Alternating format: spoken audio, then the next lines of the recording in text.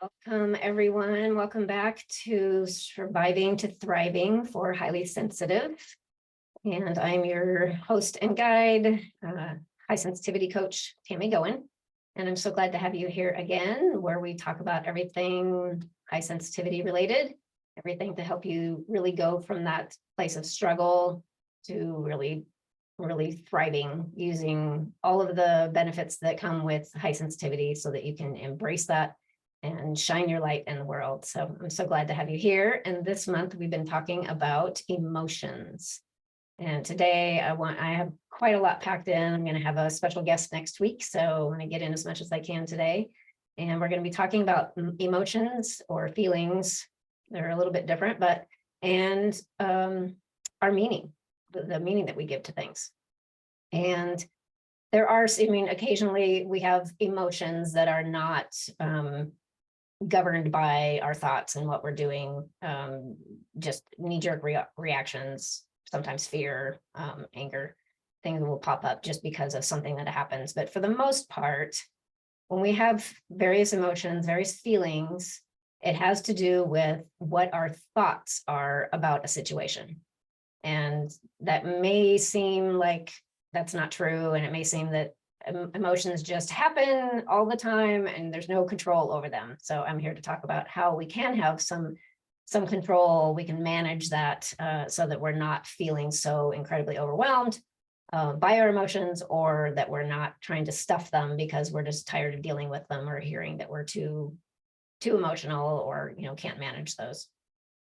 So to help understand that idea of how our meaning is related, if we think of any kind of situation that can happen in the world, if there are two people experiencing that same situation at the same time, all things else being equal, those two people are going to have different reactions, different experiences of that situation. And sometimes they're drastically different. One person might see something and feel incredibly sad and pitying someone and just ravaged by that event, and another person might be feeling just like, oh, okay, well, that was unfortunate, but seeing all these other sides of things, not really having the same experience of how intense it is, or how unfortunate or sad or whatever. Or they might say, oh, okay, well, I kind of understand what happened here, not a big deal. So it really depends on what we're telling ourselves about things. And that leads to what that experience is in our feelings, in our emotional system. So let's talk about what that is all based on. So I have mentioned before, if you've been following me, this idea that we have this 7-year period in our early, our early years from 0 to 7, where we're really malleable. We're really soaking up all of this information all the time and creating our own reality of the world based on all of the stuff that's coming in. We have these programs that come in from our parents, from society, from school once we start that, from friends and community, social situations. We develop these understandings of the world based upon all of these experiences. So we have this programming that becomes unconscious. That's just the way we understand life to be. And so if we have really good examples to feed off of, then we tend to create programs, if you will, belief structures that are helpful for us. And if we have a lot of things that are not helpful or not healthy, that will follow us as we go throughout life as well, at an unconscious level, and then just be in our way all the time. So if you constantly are finding it's like, wow, I'm in this situation again. How did this happen? I thought I knew what was going on and I wasn't going to let this happen again. And then we're running into the same thing because of our programming, and we haven't let go of or changed those belief patterns.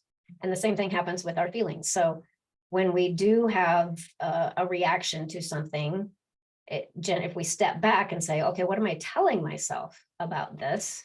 That can radically change almost in an instant sometimes. Definitely, when we can shift our thoughts about something, we realize, oh, that's what I've been telling myself that's why I'm having this really intense reaction.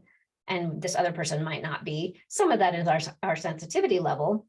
We're going to react to things that others don't. But sometimes how we react or what that experience is like is based, again, upon those thoughts, those beliefs that we have. So it's really important to understand, as I was kind of alluding to there, highly sensitive, highly sensing people, as I prefer, we make a lot of meaning out of everything. Again, we're that, the big sponge with all the filters that aren't quite as effective as other people's. And we make a lot of meaning. Everything is super important. And so when we make so much meaning to things, that's going to affect what happens with our emotions, with our feelings, how we're responding to these things because of that meaning. So we need to be really, really aware of what that meaning is that we're giving to things. It's not just that, oh, that's important, but the meaning for me in this situation, perhaps it's like, this is a very disrespectful behavior. And so therefore it's not okay. And I'm going to be really upset about it. And so that'll be more impactful as a highly sensing person because of that intensity of that meaning that we give to everything. So we can assume that things that other people do, especially if they're non-highly sensitive, but just anything that people do that we don't agree with, we can see that as really, wrong, bad, unloving, unsupportive, whatever it is, and give it that judgment of not okay. And then therefore, if somebody's doing that, there must be something not okay about them. I mean, not that that's a conscious understanding, but sometimes we can come at it from that place of, this isn't okay, so this person's not okay. Or this isn't okay, so I'm going to have a really intense reaction to it, even if somebody else doesn't. And, we have choices in life, and one of those is what we're going to feel about things. But if we don't change our thoughts about them, it's really, really hard to make that shift. So again, there's that assumption that gets in the way of what that means, and reminding ourselves that, oh, okay, that could mean something different for somebody else. What do I want to do with this now? So if it seems really intense for you, you don't want to just like stuff that. And you don't want to say, oh, it's not okay to feel this way, and have a lot of judgment on ourselves. And we don't want to feel guilty and all of these things that can happen because of our, intense emotions. So one of the things that can happen is that we can ruminate on things. For highly sensing people, this happens quite a lot. And it's one of the chief complaints that I hear when I first start working with people is I get this stuff in my head and I just can't let it go. I just review it over and over and over.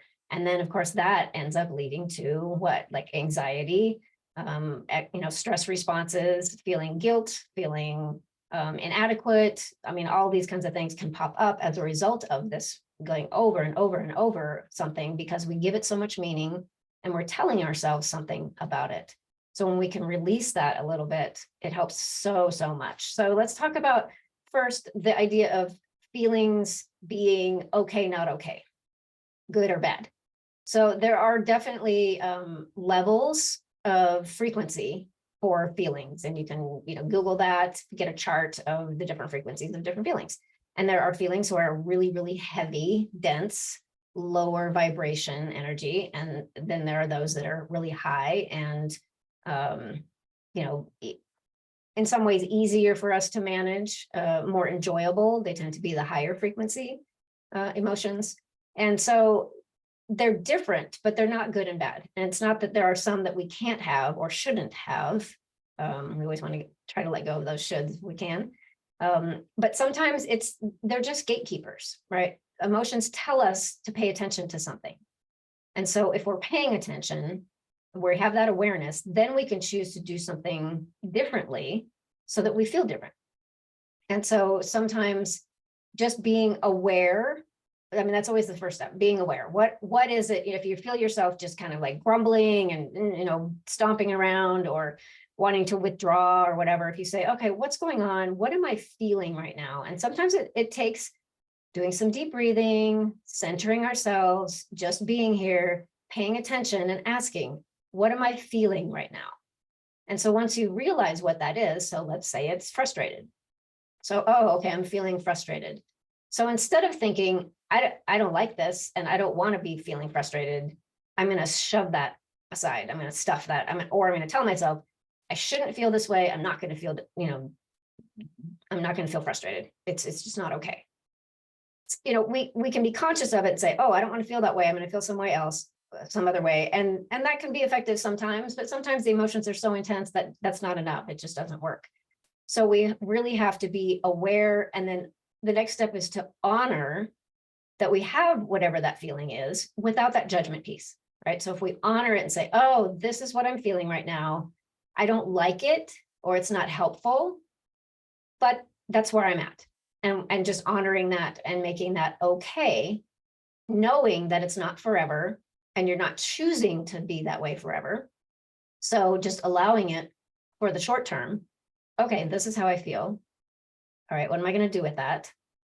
And then we can move on to, without that judgment, figuring out how to let that go. And so sometimes just having that awareness of, okay, this is what I'm feeling. It's okay, but I don't want it anymore. Just that a level of awareness can shift that drastically. Sometimes, again, that will not be quite enough. And so we need to actually do some kind of experiential, activity, some kind of mental focus activity, something to actually let go of that emotion. Once we've honored it and said, okay, I get it. And then paying attention to what it means. Why am I feeling this way? That can help to release that too. Oh, I'm frustrated because I'm expecting this person to do this in the exact same way that I would.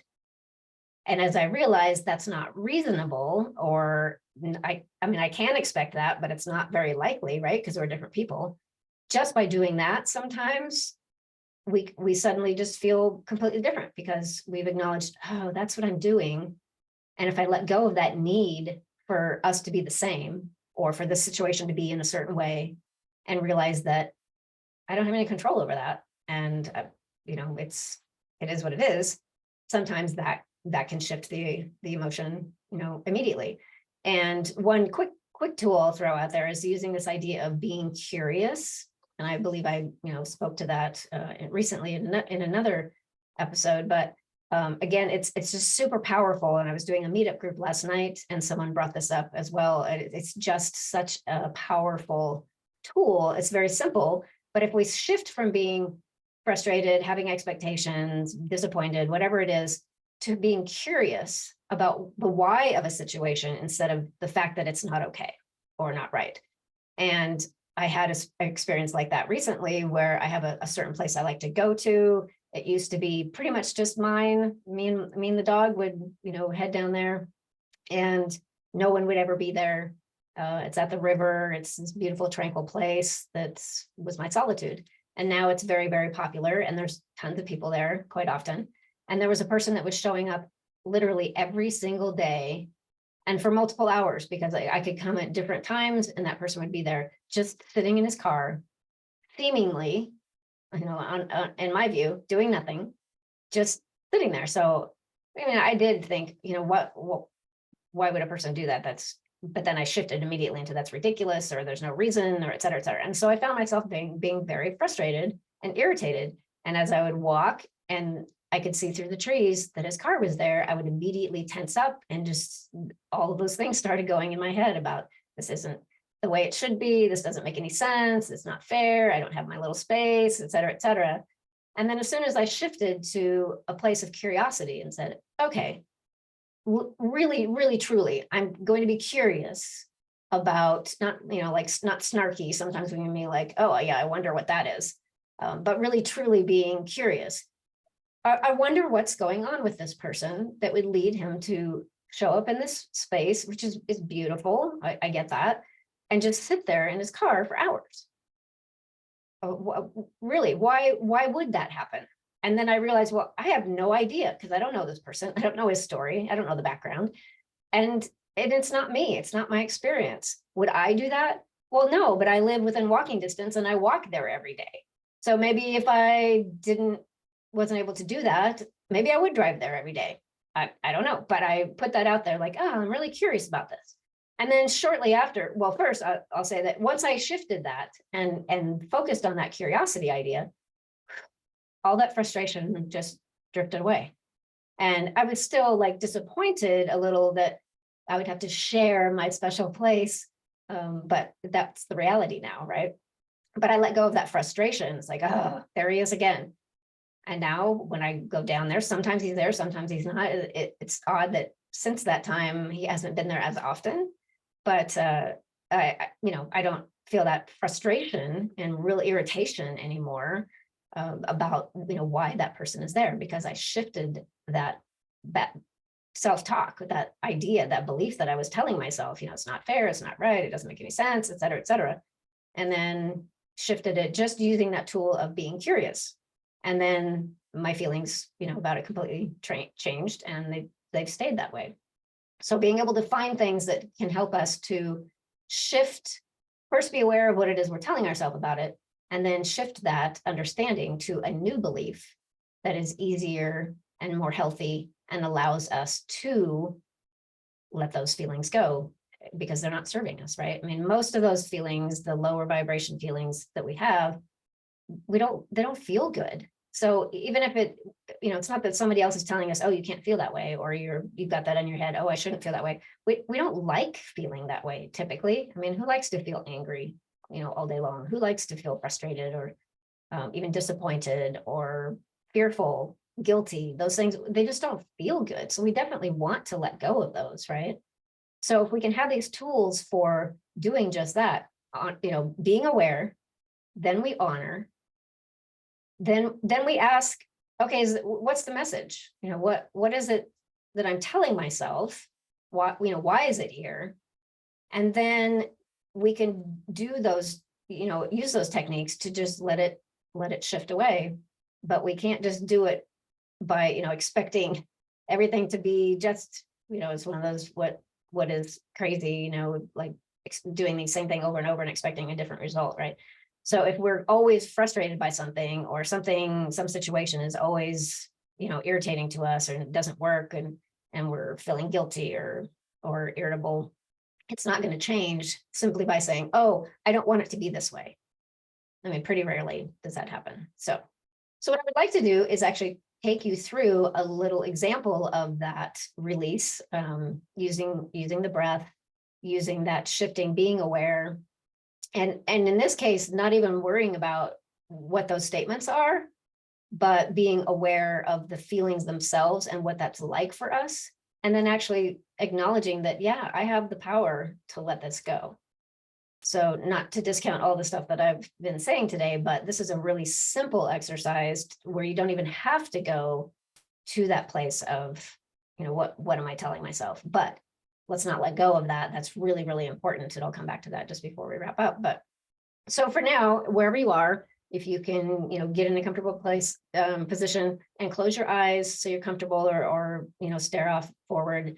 If you have that ability right now, if you're not at work or whatever is going on, you can do that and you not be distracted, of course. And then go ahead and just do some of the deep breathing that we've done before. So just slow down your breath, paying attention to the inhale and the exhale.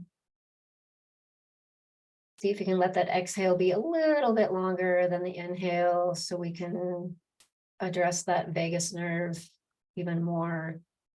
Really shift from that tension, overwhelm, fight or flight into that place of just relaxation, rest, digest. Thinking as you let go of your exhale that you're releasing things that don't serve you. And just kind of being aware of your body now. And if you are experiencing an emotion right now, just ask your body, what am I feeling? What am I aware of? If you're just having a happy-go-lucky day and nothing is popping up, think of a situation recently that was disturbing for you. Just kind of pull that up a little bit until you're actually aware of that feeling, what you had at that time. So whether it's kind of recreated or what you're experiencing right now, what you're going to do now is you don't have to change anything. You're just going to be aware. What is that feeling? What's that emotion that's coming up? And where do you feel that in your body? So you might have a tense jaw, Your shoulders might be up, your gut might be kind of roiling around, your heart might be, your chest area like really tense and maybe short of breath, hard to do that deep breathing. Maybe your whole body is just really tense, whatever that is. Where do you feel that emotion? And then as you exhale, you're going to just start speaking out loud if you can. If not, just do this in your head, you know, if you got people around and you can't do that. As you exhale, just say, this is me feeling whatever that feeling is, letting that go. This is me feeling, say, frustrated.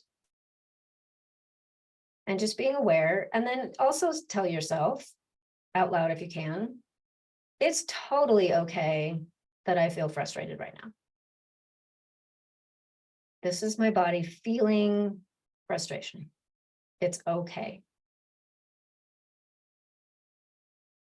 This is my body feeling frustrated. I honor that. I get it. And just allowing that to be there, knowing, of course, that it's not going to be forever. I allow my body to feel frustrated in this moment. And now we're going to shift to releasing that. So in the same way, but a little bit different terminology. Now we're on the exhale going to say, this is my body releasing your feeling, frustration, for example. Nice deep breathing. If your breathing has shallowed out and sped up, go back to that deep, slow breath. And with each exhale, saying out loud if you can, this is my body releasing frustration, releasing that feeling.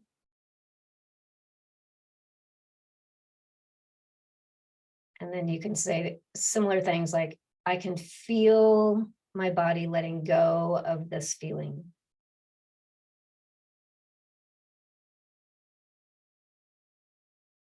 I can feel myself letting go of this feeling.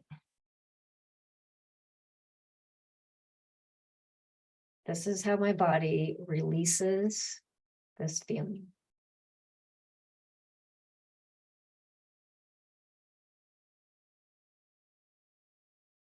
I no longer need or want to feel this feeling. I now release it.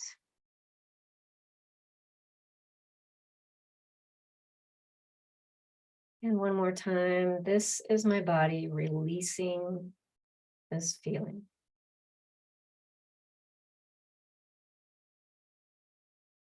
And then go ahead and just check in wherever that spot is in your body that you were feeling that emotion when we started. Check in and see how that's feeling now. See if it's shifted.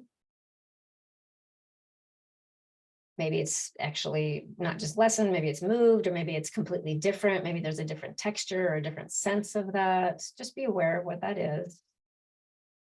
And if we had more time, what I would encourage you to do is to kind of check in and say, how, is that gone?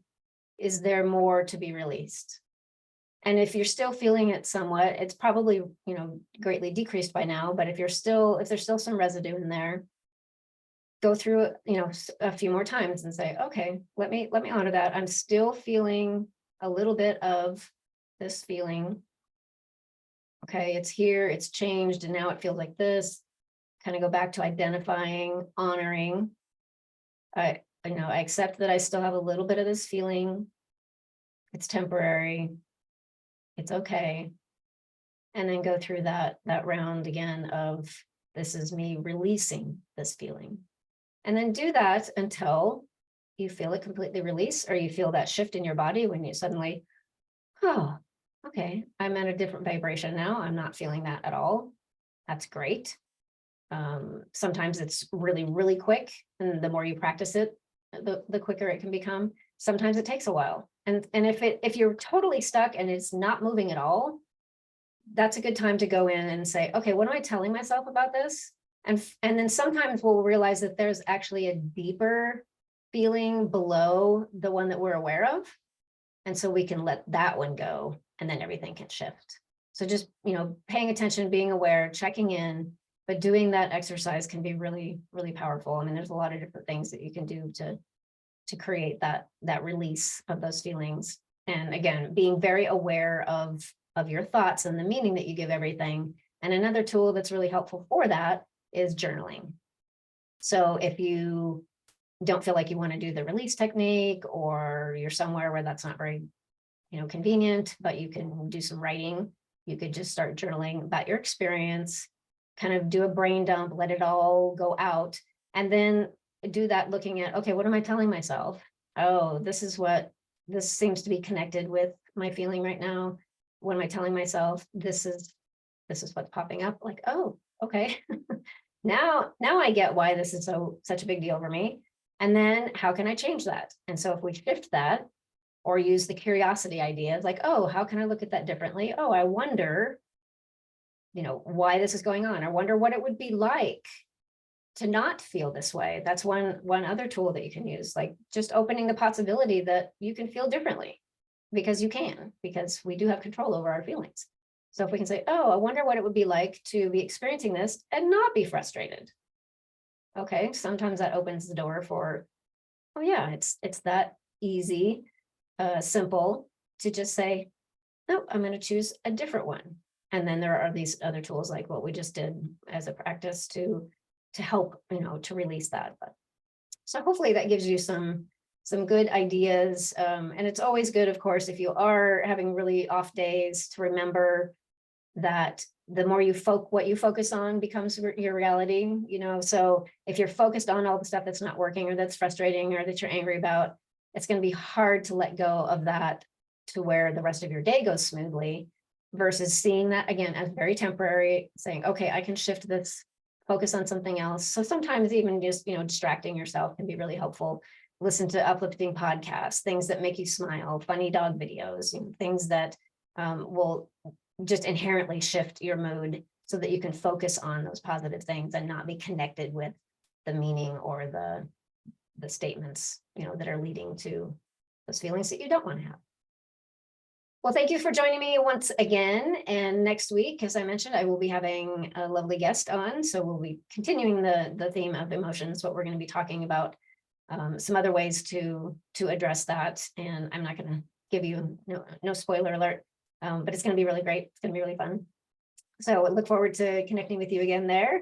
And as always, feel free to check out my website with all of the information that I have there. And there's information in the show notes about my online signature course. So if you're struggling with a lot of things, sensitivity related, there's all kinds of different things there that can help you, from, managing energy and emotions and your nervous system, to boundaries and relationships, and really embracing, loving yourself, embracing who you are as a sensitive. So thank you again, and I will see you next time.